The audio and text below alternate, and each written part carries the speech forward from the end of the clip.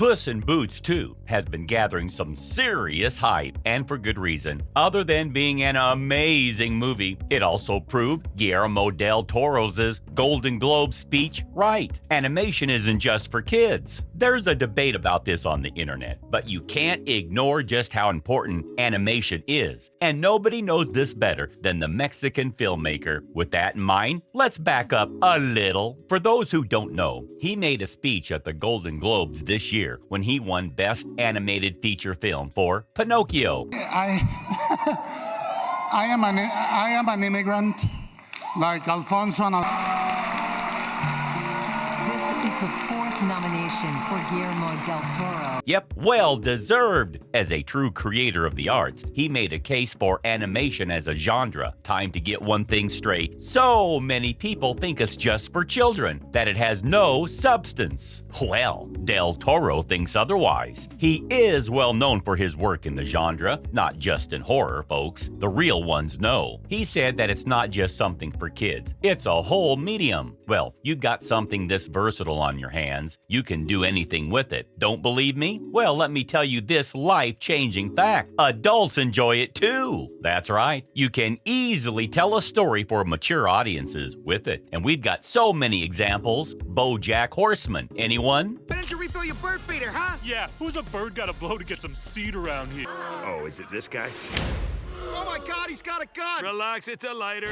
Me, straight off your TV screens and into your shitty lives. It's Andrew. Let me lay some more on you. Think of some super popular animated movies and series that both kids and adults love. Avatar, The Last Airbender, The Clone Wars, and about every Studio Ghibli film ever comes to mind, right? It's not fair to the people behind the scenes who make the magic happen. Of course, the industry is tough, but for animation? Just imagine the blood, sweat, and tears. That's essentially what the mastermind behind Shape of Water said in his speech. You've got to acknowledge all the talent that goes into the medium like this one. Plus, the possibilities are endless. It was super wholesome to see El Toro receive an award he deserved.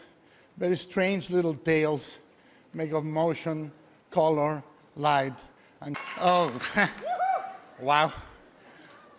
I was hoping to wipe my nose. These things are not just entries in a filmography.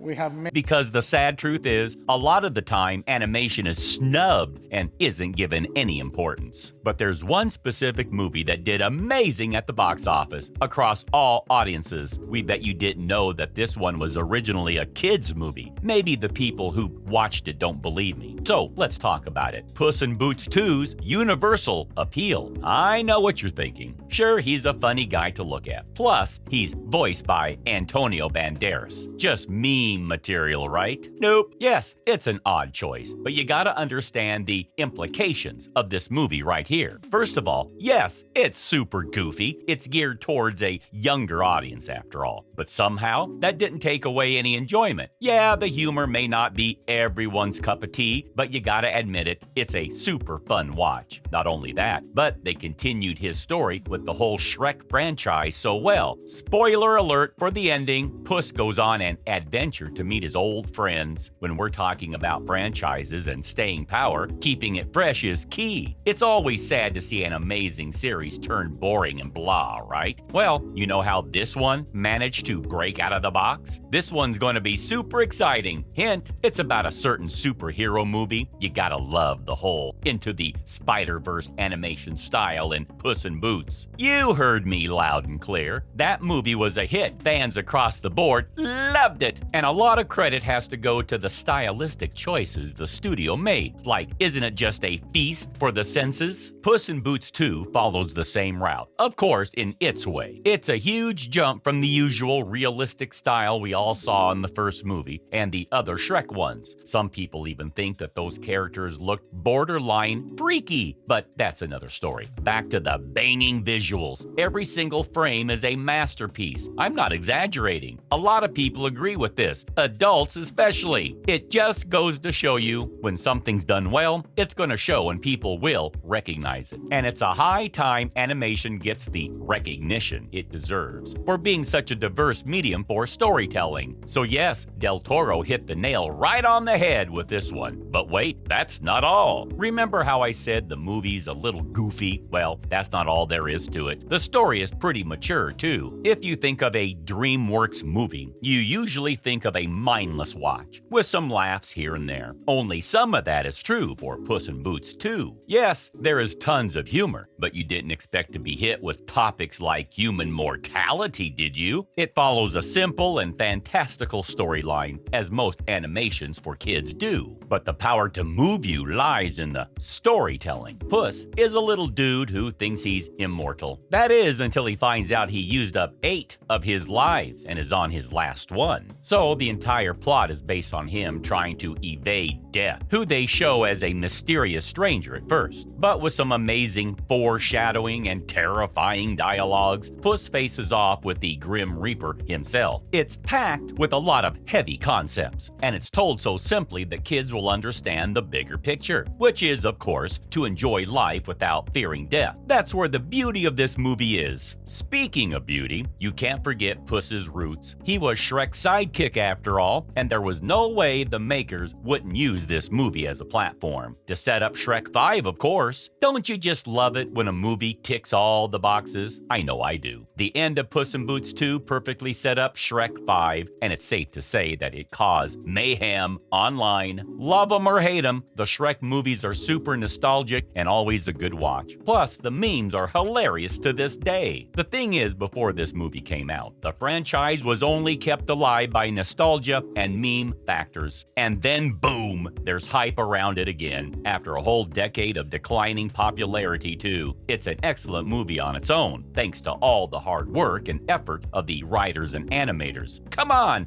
making a box office hit that beats Avatar: The Way of Water is no easy achievement. It's a really big deal. Now, compare this to how the previous 3 Shrek movies were rated. Things weren't looking too good out there, were they? Some folks think that the second one was the best, and some say the third and fourth ones tanked. Either way, it was almost silent till Puss in Boots 2 rolled in and blew our minds. The way the film laid out an enjoyable experience and hyped us to see more Shrek and Donkey in the future. Chef's kiss. This also proves that people, at the core, still have a lot of love for this franchise. That doesn't apply to just kids. It's super fun for all ages, not to mention all those adult jokes that flew over our heads when we were young. Well, we can tell you for sure that we're super excited to see what else they have in store for us. This is all we have about Puss in Boots, proving Del Toro's Golden Globe speech right, and the perfect way to capture the essence of animation. Do you think it lives up to the hype? See you next time.